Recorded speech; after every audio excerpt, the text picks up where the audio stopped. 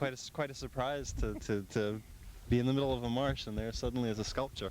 I initially thought it was some kind of a trap or a pen or a fish pen or anyway. You can see anything you want in this work. That's what's fun about it. Sure. It made me think it was some kind of a Native American fishing structure. Hi, this is Alexandra Branyan for LTV, Channel 27. I'm here with an incredible environmental artist by the name of Roy Staab.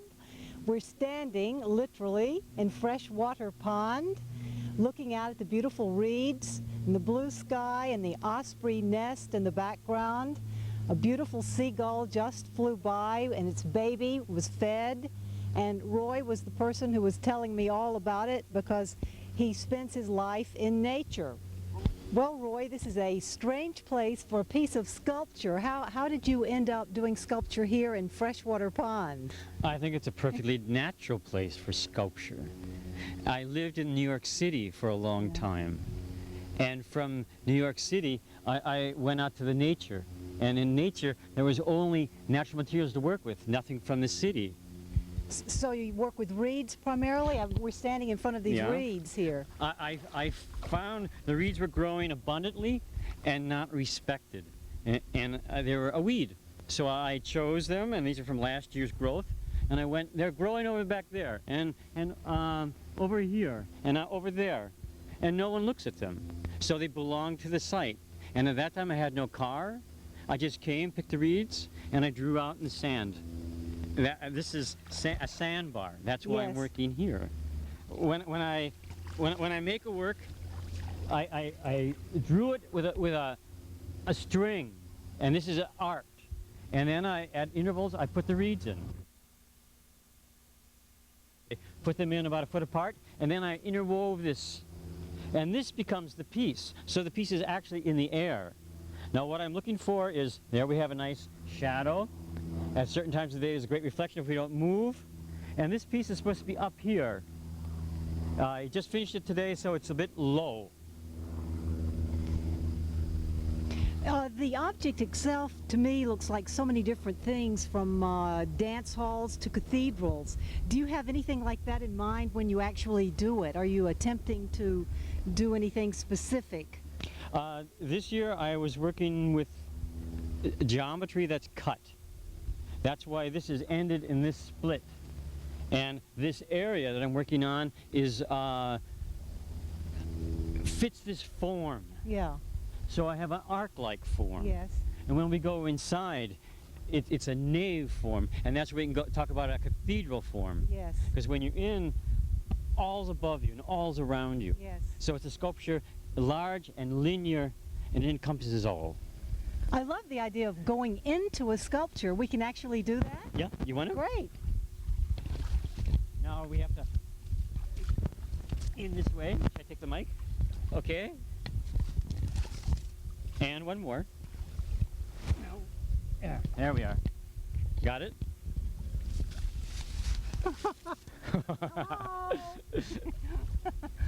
Now this is a small piece that this is great. The piece behind is larger, but look, it comes around. It's so playful. It's just wonderful. And we've got the periwinkles on the ground. So do you use a compass or anything to do something like this? How do you get the geometric proportions the way you want them? I do use a compass in a sense. I use in this was a long piece of cord, and I anchored one end, and the other end I drew with. So the outer circle is a smaller arc actually, and the inner almond shape, if you want to say it, is the center is way out there, and the other center is way over there, and so it's cut, and these are parts, these are arcs of a larger circle. So I use a tool to draw because I want it perfect as I can get in nature. And this is easy because you just use it as a compass guide. And let's try moving this way. Say here. Okay. It's the same measurement. Here we are. And I'll I'll start on the top.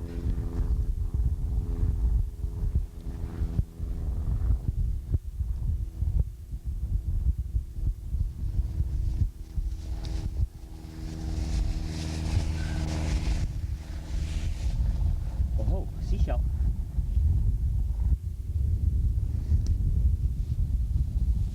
Where do you get all these reeds? I have to pick some more anyhow. Let's go and get some. Good. Come on.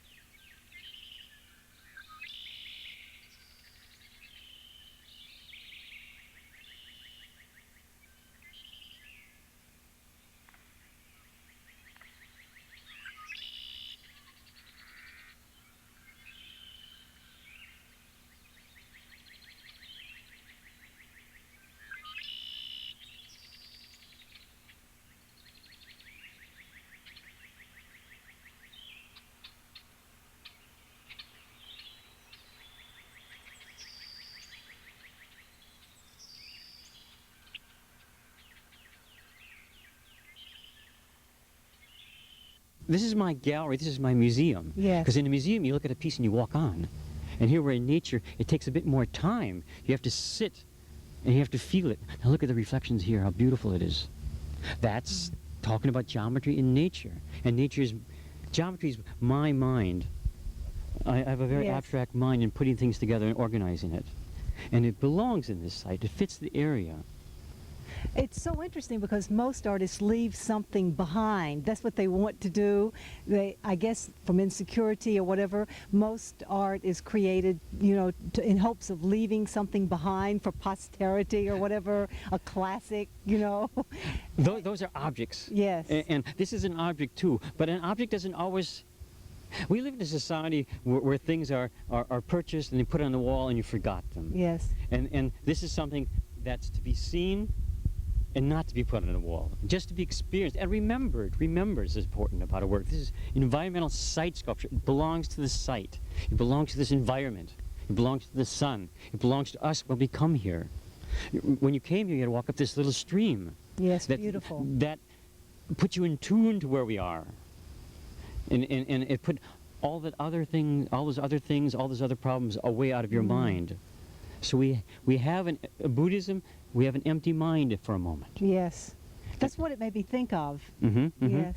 So have you had some background in this kind of work? Is there a movement of sorts? Is there anyone else doing this? I've never experienced this myself.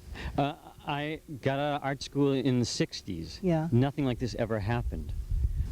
And do you usually work with these materials, or do you branch out into other things? You know, like these are reeds, or do you do other things? I like the reed because I can get nice straight lines or bent lines. But I have used seaweed. I've just did line directly in the sand and photographed it from the cliff. And that only lasted 6 hours between the tides. So the work is temporary, but the work is monumental in size. Yes. And also very transitory. And that's wonderful. It's just an experience to pass through. Now, what would you say is your ideal for this piece of sculpture? The water a certain way, the tide a certain way? What would it be? Oh, that's wonderful. A wonderful question. I like it when the tide's in, when it's very still, when the sun is low, either sunrise or sunset, and then the reflection plays. The reflection becomes part of the work. That if you look at the sun in the right way, it's all together. Nature is all together with my work. My work is part of the site. I just try, and we go back. We go back to a basic thing. This is very primitive. This is a woven line. I get them wet, like any basket maker. We get their materials wet, so they bend better. Now I'll weave a nice line in through here. Part is right at the beginning, the first weaving line. So we weave in and out, in and out, and it's going to fall. And the second line, now we just do it opposite. And we Pull it up. Some nice reeds, nice and high. There we go. And now we go fast. There it is. Oh, that was not so long. It's going to stay. Wait, it's not going to stay. One more. That's why I like long reeds. Here's a nice long one. These are all used up. If you were stranded on a desert island, could you build a little hut using these principles? I would make a sign saying SOS, come and save me. So Robinson Crusoe didn't do this? No, he was kind of a fool. I would have done this right away. This is actually a basic structure, a way of building a house. It's wonderful. We have a wall already, and let's see, we're this way, okay? Now I got part of the line up, so now I'm going to augment it one each time. Oh, so you're extending the line at this point. Mm-hmm. Just one at a time. So now, what I do after this, I weave back so I have a nice density of line, and then I bind it with string. I so admire that you could find this incredible location. I've lived here a while. I've never been to this particular spot. How did you find it? You like smell it out? Well, how did you do it? This is one of the locations that are special to work in. I first worked in Mecox Pond in Bridgehampton. Then I did Sagaponack. And then I did Georgica. And then I went back to the city. And when I came in 1991, I came 2 or 3 days before Hurricane Bob. And it came from that direction. And all the reeds were broken on Mecox Pond. So I found here an area where there were still reeds, so I made it work. And I found this a beautiful place to work. So I come back here. It's a familiar site, a good site to work in. Yes. It's great. Also, the sounds are great here. I was just listening. Yeah, hear the birds. And in the evening, the crickets make a sound. And sometimes people come by, and they come up and look at the work. Well, as we were approaching, people were asking us about the sculpture, and they were very curious. Do you get a lot of people coming up to you saying, you know, what is this? What's going on? I don't know which answer I should give to the people when they ask, what is it? I like people to think. I like to say, what do you think it is? I initially thought it was some kind of a trap or a pen or a fish pen or anyway. You can see anything you want in this work. That's what's fun about it. Sure, it made me think it was some kind of a Native American fishing structure. Isabel, you just stumbled on the scene. Yes. Give us a reaction to this. Well, my first thought was I've been watching a documentary in Ireland, and there was this kind of artist or a fellow that was trying to communicate with extraterrestrial beings or whatever, and he was building certain things that look similar to me. To this, that's the first thing that it came to my mind. So that's what I was asking. What's your name? Roy. Yeah. Roy. I was asking Roy about that, if it was the same idea. So it caught my attention. So that's what I said. It has to do something with. I don't know. Oh, this is definitely environmental art. I was curious as to what does nature think of this work? Do you ever have like birds flying over or anything making a comment on the work other than humans? Yeah. Well, I'm in a nature sanctuary, first of all. And when the birds come, and they come, like the osprey there and the swans were here last week, and the house swallows come sometimes. And I'll tell you a story. I made it work on Mecox Pond. That's in Bridgehampton. And for 3 weeks it was windy every day. And the one day that there was no wind was the day the house swallows, 1,000 of them came. And I was on the ladder, and they came from the shore where the reeds are growing to the piece, and they would sit on the reeds, and one would go on, it would bend. 2, and then 3, Oh, no. and before me, and I yelled at them and swore at them, and they wouldn't go away, and there was nothing to do but just photograph the work with the birds in it.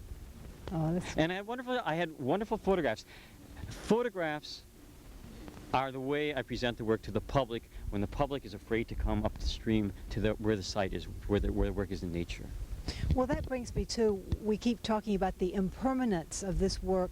I wish you would address the point of art and what is art and where is art headed today and how does this relate to it?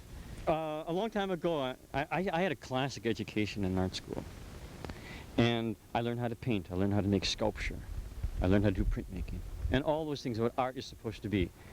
And in the time I lived in New York City, which was 10 years from 1980 to 1992, I didn't hit the market.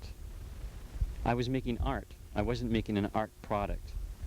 And I did the line drawings because I was working in line on paper. I brought them outside. And I started making something outside because it was almost hopeless to sell my unfashionable work.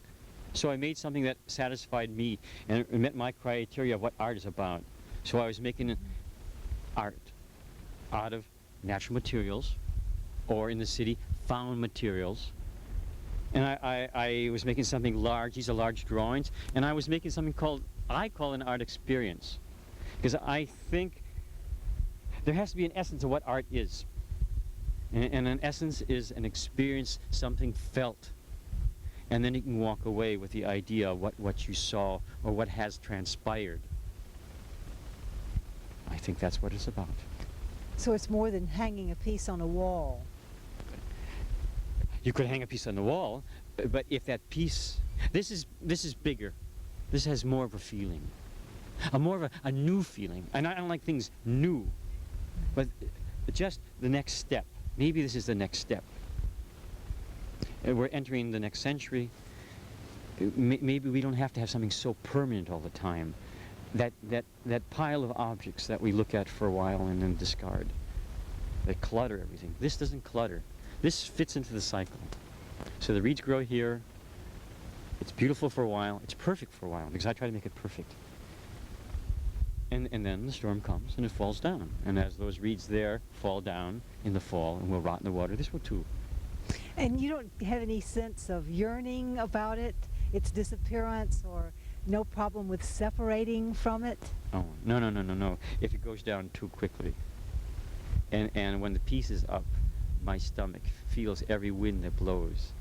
Yesterday it was calm and the wind was from that direction. Today it's windy and it's from this direction. I'm upset. As long as my work is there. And I'm a sailor. I like to sail. But when my work is up, I want it calm and beautiful. And I'm worried about it.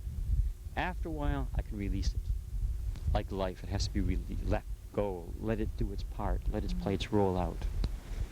Because it's only a moment. And beauty is for a moment, or we get tired of it too. Roy Staab, thank you so much. You are a work of art, and we appreciate so much you sharing yourself with us. And this is Alexandra Branyan for LTV Channel 27. Thank you. Thank you. Thank you very much.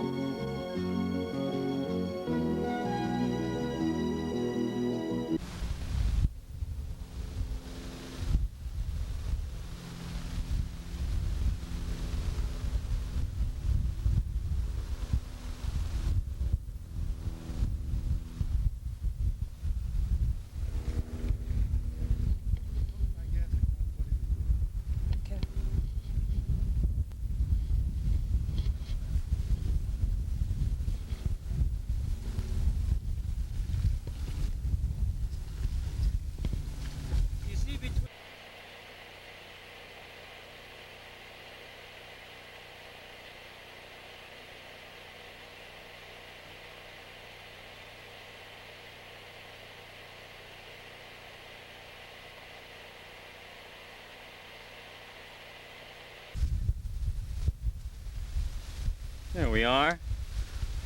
Let's go 1, 2. That makes 7. How long is 7? 7 is good. We get a nice narrow ellipse. And from the camera's viewpoint or perspective viewpoint, it may turn out to be a circle. All right, here we go. Nice and